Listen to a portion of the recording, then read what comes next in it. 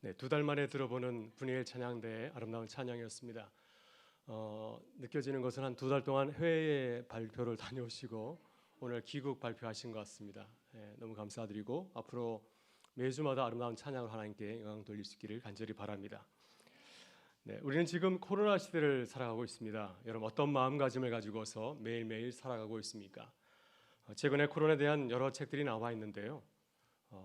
눈에 딱 들어오는 책이 한 권 있었습니다. 제목이 이렇습니다. 우리는 바이러스와 살아간다라는 책입니다.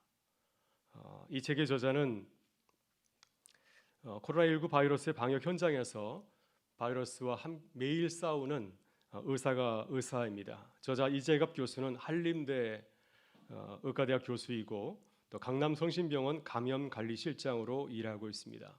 아마 이 코로나 현장에서 가장 최전선에서 일하는 분 중에 한 분 이분이 아닐까 하는 생각이 듭니다. 이번 이 책 서두에서 이런 얘기를 하였습니다. 이제는 바이러스와 살아가는 일이 숙명처럼 느껴집니다. 어차피 겪어야 하는 일이라면 잘 겪어야 내고야 말리라는 각오를 다시금 해봅니다. 코로나는 내게 주신 사명, 숙명과도 같은 과제이기 때문에 최선을 다해서 일합니다 하는 뜻을 담고 있습니다. 여러분 우리 교회의 숙명 같은 과제가 무엇일까요? 현재 우리에게 주어진 과제들이 참 많이 있지만 그 중에 하나는 바로 이 교회 재척의 문인가 하는 생각이 듭니다. 따라서 우리도 이와 같은 고백을 할 수 있을 것 같습니다. 우리는 교회와 함께 살아간다. 우리는 교회 재척을 위해서 살아간다. 우리는 교회 재척의 문제가 해결될 때까지 기도한다. 우리도 이런 각오를 할 수 있기를 바랍니다. 이런 마음을 가지고서 우리가 기도할 때 여러 문제를 잘 이겨내는 교회가 될 줄 믿습니다. 오늘부터 교회 재척을 위한 정교인 수요 기도회 에스더 정교인 수요기회를 시작합니다. 죽으면 죽으리다라는 주제를 가지고서 9주간 수요 기도회를 하려고 합니다. 특별히 에스더의 말씀 10장까지의 말씀을 9주에 걸쳐서 함께 묵상하면서 에스더처럼 기도하는 교회가 될 수 있기를 바랍니다. 여러분 에스더는 강한 남성이 아니죠. 아주 연약한 여성입니다. 아무런 힘이 없는 여성입니다. 그러나 페르시아에서 유대인들이 멸망을 당한 위기를 맞이했을 때 이 에스더는 유대인 공동체를 향하여서 금식을 선포하고 또 기도를 요청하였습니다. 에스더 4장 16절의 말씀입니다. 당신은 수산에 있는 유대인들을 다 모으고 나를 위하여 금식하되 밤낮 3일을 먹지도 말고 마시지도 마소서. 나도 나와 시녀와 더불어 이렇게 금식한 후에 규례를 어기고 왕에게 나아가리니 죽음은 죽으리다 하니라. 에스더가 기도할 때, 한 작은 여성이 기도할 때 불가능한 일이 일어나게 되었습니다. 한 여인이 기도할 때 공동체가 일어났고요. 또 모두 함께 기도할 때 공동체에 임하였던 어려운 얘기를 함께 극복하는 귀한 역사가 일어나게 되었습니다. 그래서 유대인들이 모두 구원을 받게 되었고 또 그전까지는 자신의 이름도 내놓지 못하고 살아갔었는데 이 사건을 통하여서 많은 이방인들이 유대인을 두려워하는 그런 믿음의 역사가 일어나게 되었습니다. 여러분 우리도 기도할 때 하나님께서 우리 교회의 역사를 이루어 가시는 것을 보게 될 줄 믿습니다. 그래서 우리도 에스더처럼 기도할 수 있기를 바랍니다. 죽음은 죽으리이다. 에스더의 기도는 말로만 하는 기도가 아니죠. 직접 참여해서 행동하는 기도입니다. 하나님의 역사에 참여해서 행동하는 그런 기도입니다. 한 작은 여인이 각오하고 다짐하면서 그 기도를 실천에 옮길 때 하나님이 일하시는 구원의 역사가 일어났습니다. 그래서 우리도 이러한 에스더의 마음을 가지고 함께 기도하는 9주간이 될 수 있기를 바랍니다. 오늘 에스더 말씀을 묵상하는 첫 번째 시간입니다. 에스더 1장을 통해서 우리에게 주시는 하나님의 은혜를 나누고자 합니다. 에스더 1장은 에스더가 살아갔던 형편과 그 배경에 대해서 우리에게 소개해주고 있습니다. 1장에는 주인공 에스더가 등장하지 않습니다. 그러나 왜 에스더가 기도해야 됐는지, 죽으면 죽으리다라고 결단하고 각오하며 기도해야 됐는지 그 배경에 대해서 말씀을 하고 있습니다. 여러분 에스더의 상황 또한 우리의 상황 별로 다르지 않습니다. 에스더 1장을 묵상하게 되면은 우리도 교회 재척의 어려운 문제를 만나서 하나님께 기도해야 하는 이유를 발견할 수가 있습니다. 그래서 오늘 이 시간 우리가 기도해야 하는 이유 3가지를 함께 나눌 수 있기를 바랍니다. 먼저 우리가 기도해야 되는 이유는 세상은 믿고 의지할 수 없기 때문입니다. 에스더 1장을 보게 되면요, 에스더가 살았던 페르시아 제국의 광대함을 소개하고 있습니다. 당시 페르시아 제국은 어떤 나라였습니까? 바벨론 제국. 아마 당시에 가장 큰 나라였던 바벨론 제국을 무너뜨린 굉장히 강대한 나라였습니다. 1절을 보게 되면 페르시아 제국은 그 영토가 어디서부터 어디까지입니까? 인도로부터 시작해서 구스까지. 구스는 지금의 에티오피아, 아프리카의 에티오피아를 말하고 있습니다. 어마어마한 제국이죠. 세계사에 남을 수 있을 정도로 굉장히 광대한 제국을 건설하였던 아주 위대한 나라였습니다.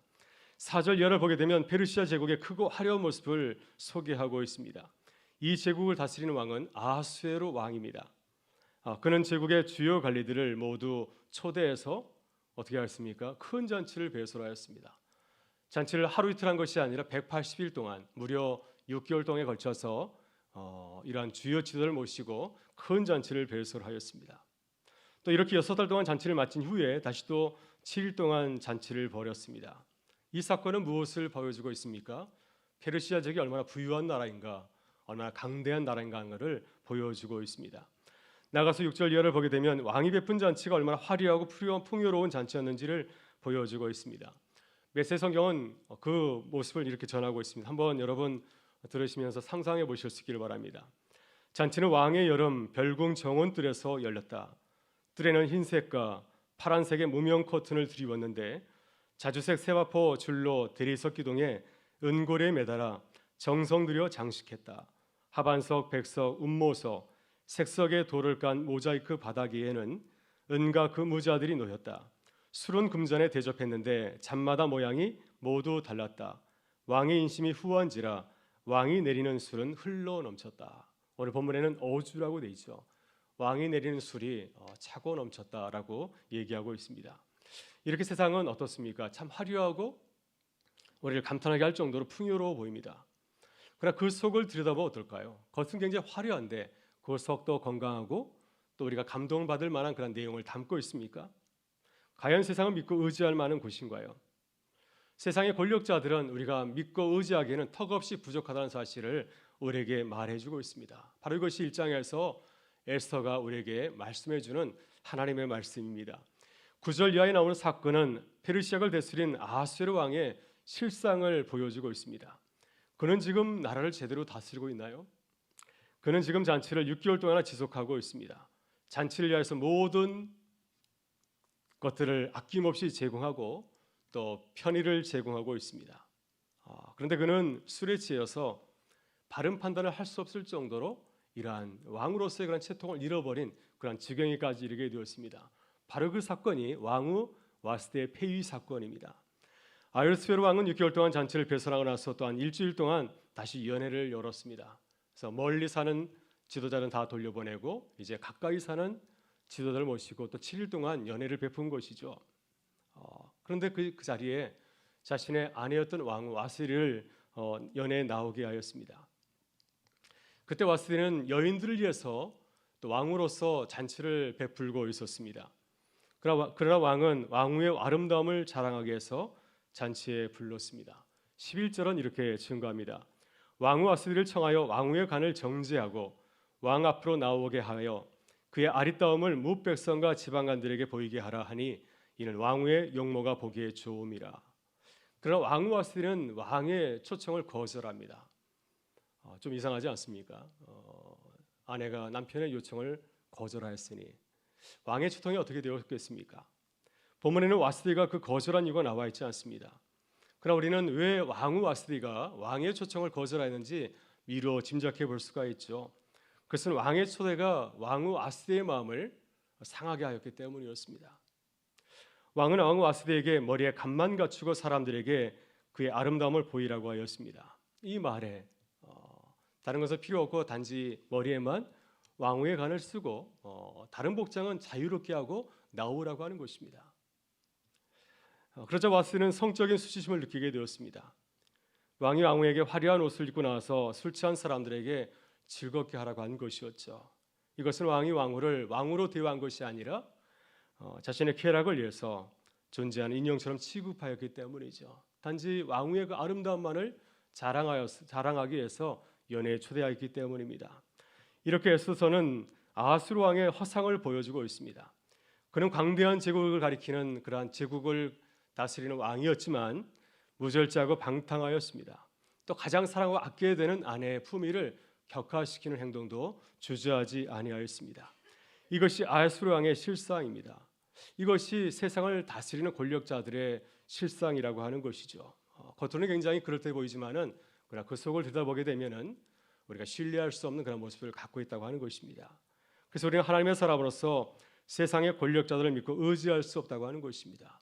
지금 유대인의 문제는 아수량에 달려 있는 것이 아니라 이 사람에 맡겨서는 문제가 해결될 수 없다는 사실을 1장에서 말해주고 있는 것입니다.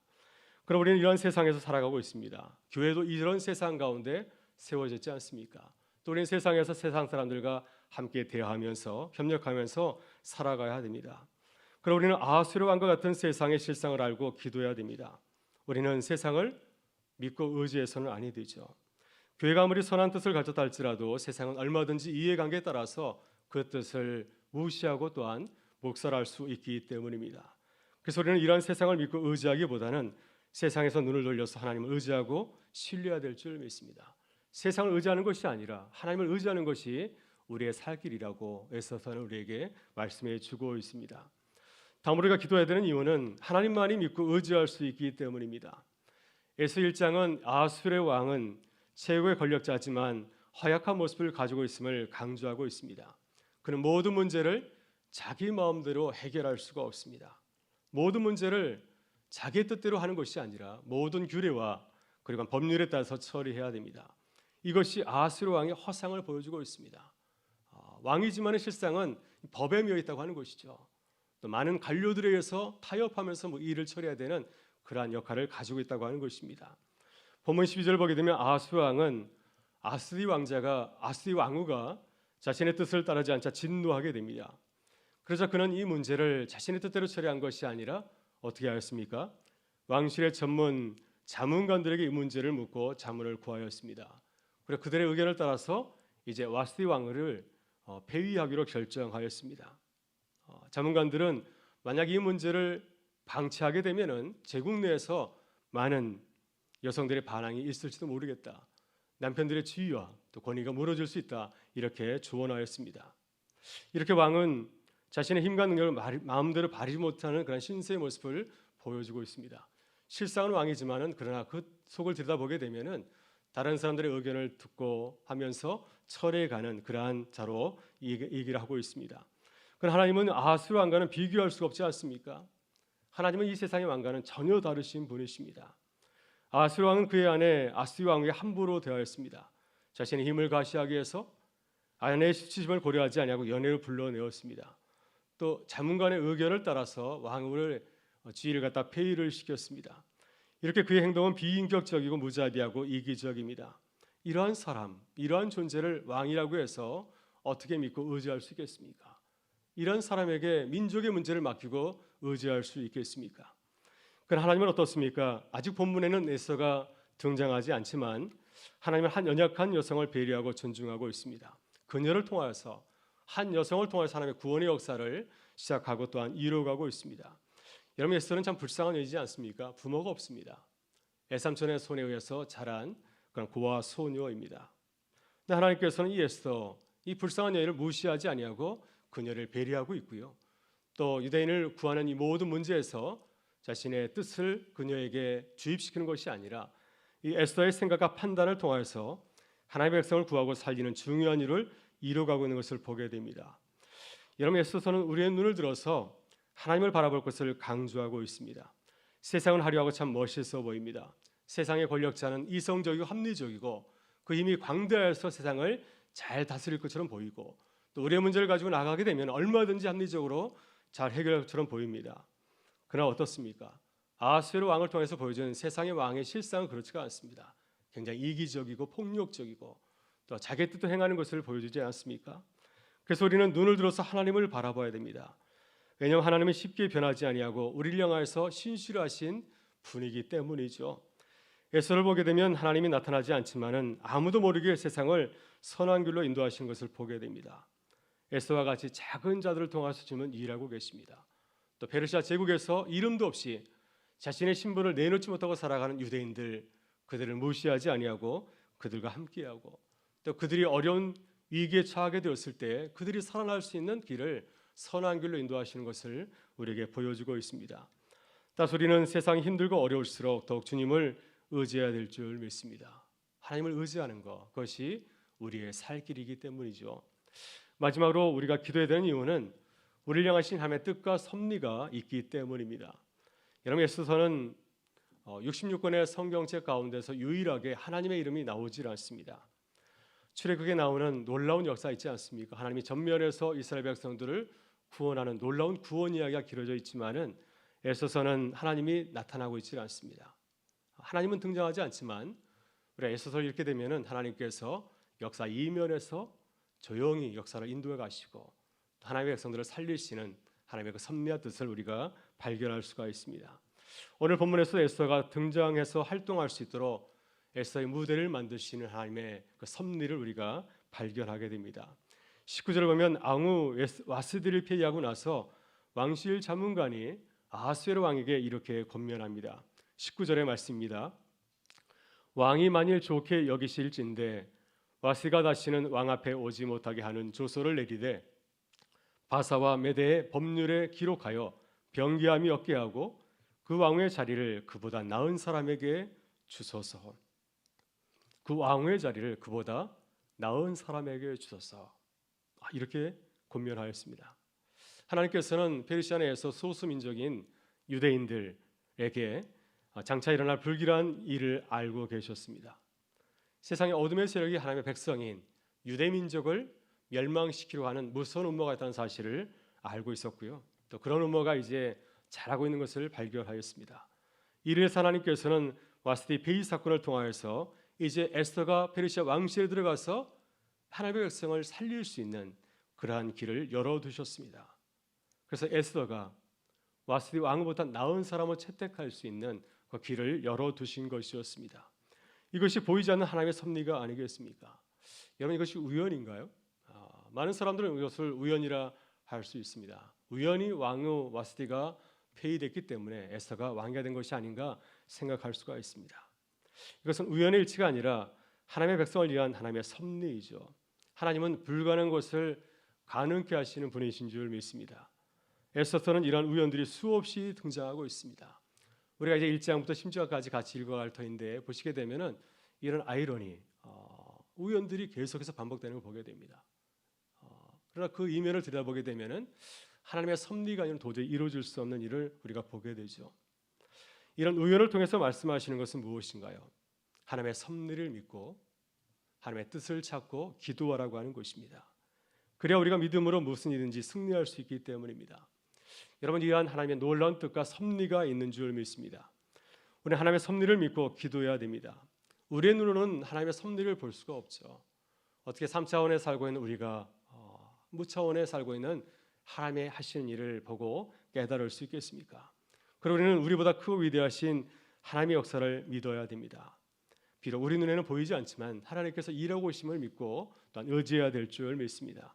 믿음은 하나님의 도우심을 믿고 신뢰하며 기도해야 될 줄 믿습니다. 하나님께서 모든 것을 합력하여 선을 이루심을 믿고 또 기도하며 나아가야 될 줄 믿습니다. 여러분, 우리 교회를 향하신 주님의 놀라운 뜻과 섭리가 있는 줄 믿습니다. 하나님께서 가장 좋은 길로 또 가장 좋은 선물로 우리에게 주실 줄 믿습니다. 이것이 에스더서가 우리에게 주시는 하나님의 말씀입니다. 이것이 유다 백성의 페르시아에서 만났던 하나님의 놀라운 손길인 줄 믿습니다. 오늘 에스더 기도회를 시작하면서 하나님의 뜻과 섭리를 바라보면서 기도하는 시간이 될 수 있기를 바랍니다. 하나님의 뜻과 섭리를 바라보게 될 때 우리의 믿음이 열려서 두려워하지 아니하고 믿음으로 하나님의 역사에 참여해서 하나님의 뜻을 이루어가는 교회로 새롭게 거듭나게 될 줄 믿습니다. 이 크신 은혜와 사랑이 우리 가운데 함께 하실 수 있기를 주의 이름으로 축원합니다. 함께 기도하겠습니다. 참 좋으신 우리 아버지 하나님, 우리를 향하신 주님의 은혜와 사랑에 감사드립니다. 오늘 우리를 에스더 정교인 기도회로 불러주셔서 주의 말씀을 나누게 하시고 우리를 구원하신 하나님의 섭리를 나누게 하시니 감사합니다. 하나님께서 에스더와 그의 백성을 세상 한복판에서 구원하시는 뜻을 가지시고 주님의 뜻을 완벽하게 이루어 가신 것처럼 하나님께서 우리 교회를 위한 아름다운 뜻과 섭리가 있는 줄 믿습니다. 우리를 위하여 아름다운 일을 시작하시고 이루어 가시는 줄 믿습니다. 에스더처럼 주님의 역사에 참여하기 위해서 우리 교회가 에스더 정교인 기도를 시작하오니 에스더와 온 백성이 기도한 것처럼 온 교회가 한 마음으로 기도하게 하시고 주님이 이루어 가시는 주님의 뜻과 섭리를 발견하며 또한 기뻐하게 하여 주옵소서. 오늘 시간 함께 기도할 때 성령께서 우리의 마음 가운데 주님이 주시는 기쁨과 감사가 넘치기를 간절히 바라오며 우리 구주 예수 그리스도의 이름으로 기도드리옵나이다. 아멘.